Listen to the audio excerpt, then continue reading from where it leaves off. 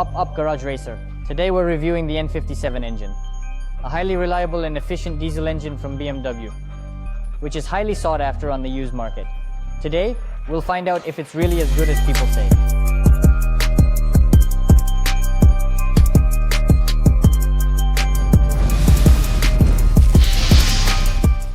So let's briefly go over general information about this engine. The N57, a 3-liter diesel, began production as a replacement for the incredibly popular diesel N57 in 2008. It was installed on 7 Series versions like the F01, specifically the 740D diesel. Production ended around 2018. The N57 came in various versions, with power ranging from 204 horsepower, as in the rare F01 5N25 diesel model, up to 381 horsepower with the triple turbo version, which was installed in various body. The 7 Series 750, the 5 Series 530D F10, as well as the X6 and X5 with the index 50D, like the X550D. This engine was also installed in the E-Series models, which are the facelifted E90, as well as the facelifted European versions E70 and E71, which are the X5 and X6. You can also find this engine in F-Series models with the index 30D, 35D, and 40D. Additionally, the owner points out that, just like in this F10 525D with the index 25, there are rare models of the F10 up to 2012, as well as the F15 models, which had the index 25D with the 3-liter diesel engine. Typically, for reference, if you see an F10 525D, it's likely the 2-liter 4-cylinder N57 engine with 2 turbochargers. There's also information that this engine can easily last over 300,000 kilometers, and we have proof of this with this particular F10, which has a mileage of 300,300 kilometers. And it runs fine with a chip. Now let's continue with the engine specifications. One of the features of the engine's lower section is an aluminum closed block design with cast iron liners, as well as a forged crankshaft. Another feature of this engine compared to its predecessor, the M57, is that the timing chains have been relocated to the rear of the engine closer to the driver. This increases the cost of replacement. However, there is good news regarding its younger brother, the 2-liter N47. At a mileage of 250,000 to 300,000 kilometers, the chains typically do not break. In contrast, the N47 often experiences chain failures at lower mileages. After 250,000 kilometers, replacement is highly recommended. On this specific vehicle, the owner replaced it at around 280,000 kilometers. You may ask how the owner decided to replace the chain on this car? He was simply very worried when he started the car cold in the morning and the engine was rattling. He figured it was the chains and decided to go for a quick replacement. So regarding the metal components of the engine, like the camshaft, crankshaft, and bearings, there shouldn't be any issues if you service the car on time. I think there may be some extremely rare cases worldwide, but that's likely due to a defect, an anomaly, or unknown maintenance practices. Unlike BMW's gasoline engines, diesel engines are less heat-stressed, so cases of gasket leaks are less common here, such as the oil pan valve cover and crankshaft seals, and the oil cooler gasket. Unlike on gasoline engines, where leaks typically start around 100,000 kilometers, here leaks may appear around 150,000 to 200,000 kilometers, including from the valve cover, oil pan, and seals. In this case, the owner replaced these at 280,000 kilometers. Along with the chains, the oil pan gasket, valve cover, and rear crankshaft seal were replaced. The front seal wasn't changed, so it's likely original, having lasted 300,000 kilometers without leaking. Don't forget the oil filter housing gasket, which may start to seep around 150,000 kilometers. There are also some differences in the hardware compared to gasoline engines like the N55. For example, on BMW diesel engines, and not just on BMWs, there's always an absence of variable valve timing, known as VANOS, and the variable valve lift system, called Valvetronic.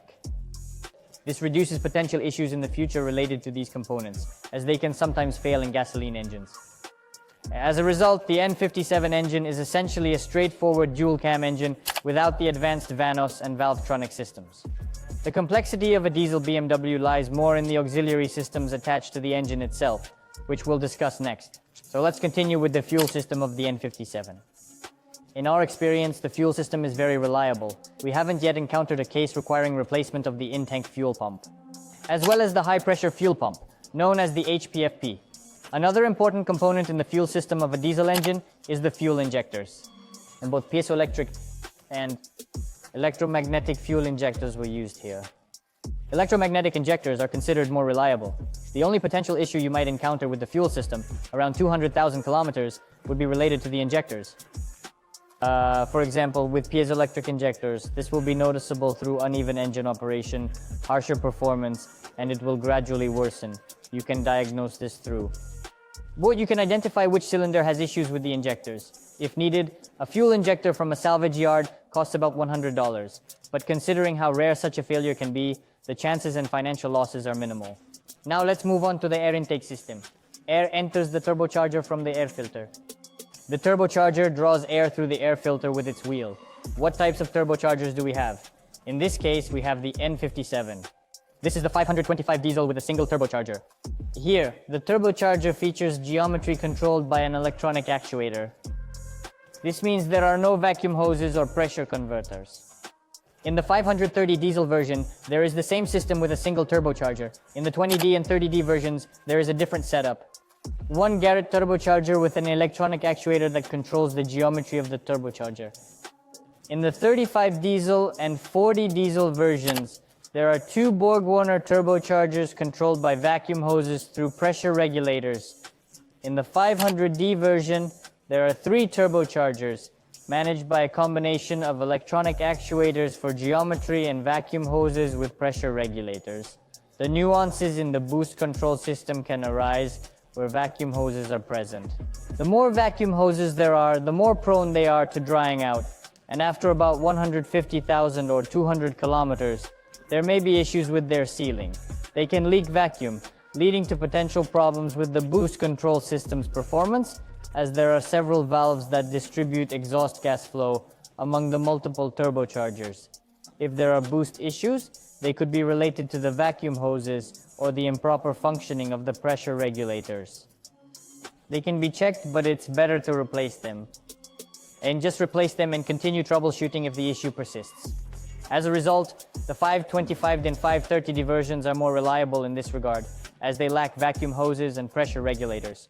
Overall, the turbocharger lasts over 300,000 kilometers if oil is changed on time and the engine is properly maintained.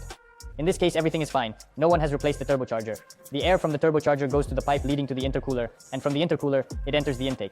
What issues might arise here? There are two pipes. One goes to the intercooler, and the other comes after it, with quick-release fittings and rings.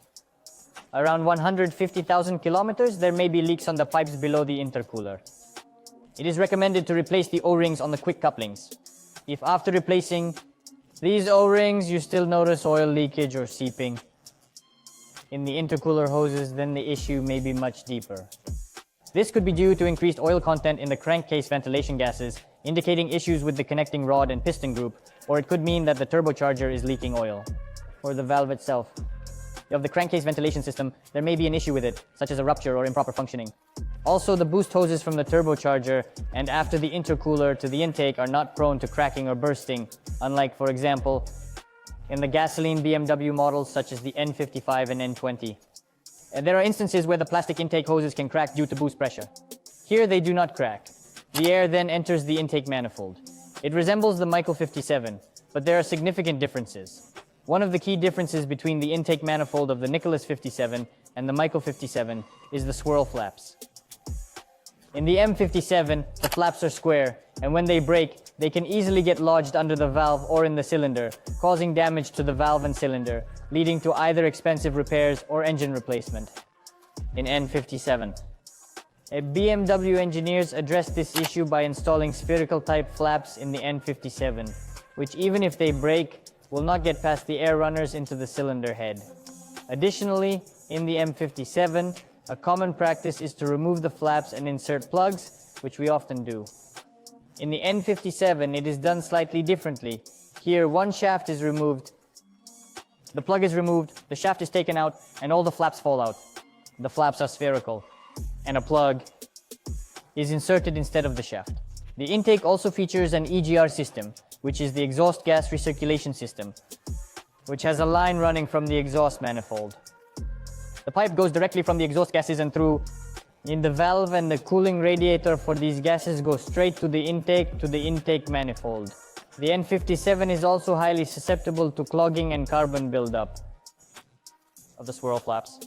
Unlike the N57, this may be related to our fuel. In Germany, this may not happen as often, but we have such cases even before reaching 100,000 kilometers. Therefore, our personal recommendation is to remove the intake for inspection every 100,000 kilometers.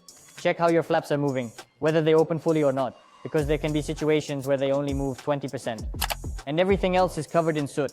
Usually this is cleaned, and the condition of the flaps is checked. And if necessary, they are removed. If needed, there are blanking plugs available. Due to such clogging issues, it is recommended to disable the EGR programmatically. This can be done physically, as the owner of this vehicle did, or simply through programming. While it is still clean and not clogged, you can disable its opening programmatically, ensuring that it will never open again and that no gases will enter the intake. This way, you won't have to worry about the contamination of your swirl flaps each time. The plastic intake manifold can crack or burn, but we haven't personally seen such cases. My younger brother has encountered this occasionally. The exhaust manifold leading to the turbo can also crack, but these cases are very rare. From the intake manifold, the air flows further into the runners and then into the cylinder head. There are no issues there. And to conclude the topic on airflow, it's worth mentioning the crankcase ventilation valve. What type of membrane is installed in the plastic valve cover? When will this membrane fail? This can happen both after 100,000 and after 300,000. At that point, you'll have to replace the entire valve cover, or perhaps the Chinese might produce a replacement by then. A separate insert, if it fits properly. So let's move on to the ignition system. In a diesel engine, we don't have that system, so we'll discuss the ignition type glow plugs instead, which are present in diesel engines. They serve to preheat the air mass before starting, at temperatures below 15 degrees and into the negatives. Different versions of control units in various diesel engines operate with different algorithms. Typically, the glow plug system consists of two components. The number of glow plugs per cylinder. In this case, there are 6, as well as a glow relay that controls the heating of each plug. Errors can occur with the glow plugs and the glow relay. It is usually recommended to replace all 6 glow plugs and the glow relay as a complete set. The cooling system here is simple, featuring a mechanical pump driven by a belt and a thermostat. Typically, neither the pump nor the thermostat fails. However, if you notice that the engine temperature is too low while driving at a normal speed and the heater is cold, it's likely that the thermostat is stuck and should be replaced. Unlike BMW's gasoline engines, this diesel engine operates at a lower temperature, so there are no issues like bursting reservoirs or hoses. Overall, the cooling system is simple and reliable, so you won't have any problems with it. Additionally, the cooling system of this BMW diesel engine has advantages compared to, for example, the N55 or N20 engines. In gasoline engines, there is an electric pump that can fail either before or after 100,000 kilometers, and it costs around $500. Here, it is a mechanical, belt-driven pump that is much cheaper and has not failed even after 300,000 kilometers. Since on average the operating temperature of a diesel engine is lower compared to a gasoline engine, the clogging of the intercooler and cooling radiator is not as critical. For example, in hot summer temperatures, gasoline versions may have cooling issues if there is a buildup of debris somewhere. Dust and dirt. In a diesel engine, this will be less noticeable because the diesel engine produces less heat at the same power output. Regarding the auxiliary equipment, the air conditioning compressor, as usual, does not fail. There is no power steering pump here. Instead, there is an electric steering system. The idler and tensioner pulleys, along with the belt, are recommended to be replaced every 100 to 150,000 kilometers. The pump may start to wear out after 200,000 kilometers. And it also affects the belt. Now we've smoothly approached an interesting feature of BMW diesel engines that sets them apart from gasoline engines in terms of repair costs. Since the diesel engine has a more abrupt piston stroke compared to the gasoline engine, the crankshaft rotates quickly at the moment of combustion, resulting in sharp movements from the diesel engine. Reproduction. Therefore, to avoid putting too much strain on the belt, the generator and other components of the system, such as the generator, air conditioning compressor, and pump, a drive pulley is designed, consisting of 2 metal parts with rubber in between. The rubber dampens the frictional movement. Therefore, after about 150,000 kilometers, the rubber starts to crack, and if it is not replaced, it can eventually break. This can happen at 200,000 or 300,000 kilometers. At some point, you may lose the air conditioning compressor and the generator, and it could break into two parts with one part lying on the oil pan protection. As a result, the belt may slip off and it becomes unclear where it will rotate next. This indeed poses significant risks. The main concern for BMW diesel owners at this point is that on this engine, the N57, this pulley, the vibration damper costs around $1,000 for the original part, while a good aftermarket equivalent from Cortec costs about $500. I imagine the owners of the M57 are breathing a sigh of relief because there are already cheaper alternatives available, and even the Corteco pulley is less expensive for that model. So starting with this video, we are introducing a new section in our reviews called Engine Chip Tuning. We actively chip tune both gasoline and turbocharged diesel engines of BMW. And specifically this example. This is the N57 is identical in hardware configuration to the 530D. It's just, the factory power is intentionally limited in software. So in stock, the BMW 530 diesel you are likely to buy has 245 horsepower. Here in stock, it has 204 horsepower. The potential of the BMW diesel with 245 horsepower at the exhaust stage is approximately 320 to 330 horsepower. The same applies here. The owner installed a straight pipe exhaust and removed the downpipe, so he now has a straight-through system.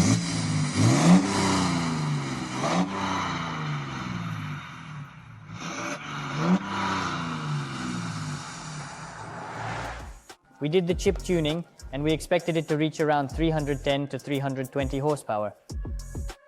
We would have been happy with over 300, but it turns out that this car outperforms the 535i with all-wheel drive on the F10 N55 engine, as well as the rear-wheel drive 535i F10 on the second stage with upgraded exhaust.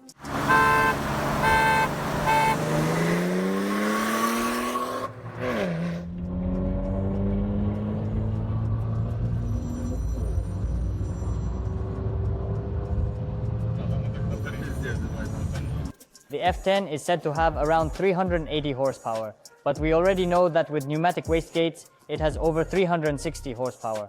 Ultimately, it seems that this car with a manual transmission outpaces the 535 with an automatic. There's also an advantage to all this. There's a video showing how this specific car with its owner in Odessa outran a stock 540 G30 with the beefed-8 engine. How much power did it have? Around 325 horsepower, something like that? 340. So it maintained a steady pace and slightly overtook.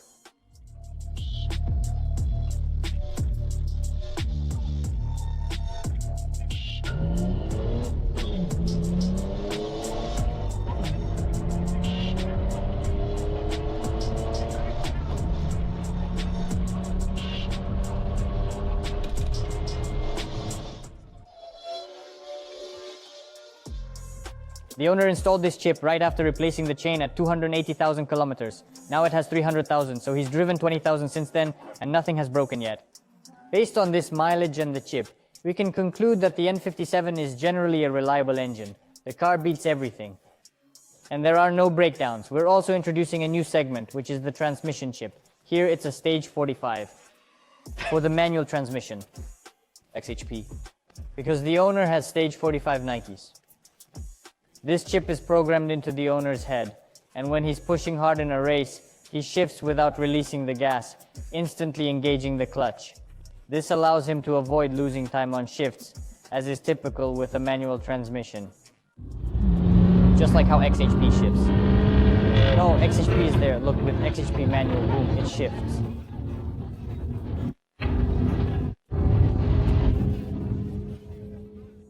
So to summarize about this engine, as you may have noticed, this engine seems much more reliable given its mileage, and less costly than the N55. In the last 20,000, the owner certainly spent money on the chain replacement, but it's unknown. He could have done it at 200,000 or 320,000. So for the chain replacement, it's about $1,500, plus the pulley is $500. Glow plugs and glow plug relay downpipe, chip, and when the chains were replaced, the valve cover gaskets, oil pan gaskets, and crankshaft seal were also replaced, meaning this all cost about $2,600. And everything I just mentioned was part of the routine maintenance for the engine. There were no unexpected breakdowns or issues at all. It wasn't like the owner was driving and suddenly something broke. Everything was known in advance, including the chains, pulley, and glow plugs. So compared to a gasoline engine, it seems very reliable and predictable, and more budget-friendly in terms of maintenance, even considering its mileage. We also can't forget about one important detail that will make all the gasoline F10 owners explode with rage: fuel consumption. Here at highway speeds of nearly 200 km per hour, the consumption is 7.5 liters per 100 kilometers, and at a speed of 130 km/h, the consumption is about 5.5 liters. In the city, the consumption is 8 to 9 liters if you're not pushing it, and it can reach around 10 liters if you're driving aggressively. This is something F10 owners can only dream of. Their consumption can easily hit 15 to 17 liters when driving hard. And after everything I've just said, you're probably rushing to the Autoria website to check out whether to buy a 530 diesel or sell your 535i and buy a 530 diesel. There's probably a little disappointment in you because on auto.raya, it turns out 400 F10 gasoline cars are sold throughout Ukraine, which is 535i approximately 130, 140, and 265 528s, totaling 400. And 100 of them are diesel. 32 of them are 530 diesel models with 3-liter engines. Out of the diesels, 70 have 2-liter engines. So for the 530 F10, we have only 30 530 models. This makes up about 7% of the entire market. So, as you can see, the selection is limited across all of Ukraine. In Kiev, I don't know how many there will be, maybe 5, 6, or 7. Firstly, when a car is bought new from the factory, there's a significant price difference between the 3-liter diesel and the 2-liter diesel. Since most F10 owners find the power of the base 520 diesel sufficient, they are not looking for powerful acceleration, and so on. This is the first reason why there are few of them, along with the price, as no one really needs them at such a cost. And the second reason is that a lot of American cars have been imported recently, and they mostly have gasoline engines like the 530i and 528i. The 32 cars we found on the auto listings across Ukraine are not guaranteed to be well maintained, or that they haven't come from Poland with 500,000 or 600,000 kilometers on them, which have been driven down to 250. It's typical for these cars from Europe. We don't know how many of them are in good condition, and how many have had their timing chains replaced. It's probably just about 10 or 8 across Ukraine, and 2 or 3 in Kyiv. So, as you understand, the selection is not very broad. Not everyone has an N57. That's why N57 owners probably feel superior to gasoline owners and sleep better at night. But we have good news. The owner plans to sell this car and switch to a 535 diesel. So, it will be up for sale soon. We'll leave a link to his Instagram in the description, so feel free to message him. Once it's sold, we'll remove the link to avoid unnecessary inquiries. And by the way, attentive viewers might have noticed that in the last 20,000 kilometers, the owner spent $2,500 on the engine. And you might think, wow, that's a lot. But it should be noted that this refers specifically to service, the maintenance of the engine. And these parts should last for another 200,000 to 300,000 kilometers. So it's worth considering that it has been maintained, not. It has turned out to be an interesting and informative video. Make your conclusions, subscribe to the channel, and hit the like button. Also, follow us on Instagram. Now we're off to shoot a video about the diesel lineup of BMW engines using the example of the M47 and the N47.